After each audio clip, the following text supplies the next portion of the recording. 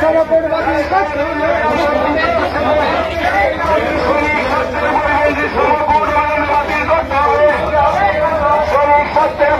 সমকোট বাতিল করতে হবে।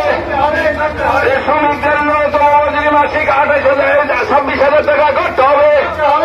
শ্রমিকদের ন্যূনতম মজুরি মাসিক 26,000 টাকা করতে হবে। সর্বক্ষেত্রে শ্রমিকদের নিরাপত্তা বিধান করতে হবে। সর্বক্ষেত্রে শ্রমিকদের নিরাপত্তা বিধান করতে হবে। বেকারদের কর্মসংস্থান করতে হবে। কেন্দ্রীয় এবং রাজ্য সরকারের বিভিন্ন দপ্তরগুলিতে শূন্য পদগুলি অবিলম্বে পূরণ করতে হবে এবং শ্রমের ন্যূনতম মজুরি এবং শ্রম দিবস বৃদ্ধি করতে হবে। এই জায়গাতে 340 টাকা মজুরি প্রদান করতে হবে।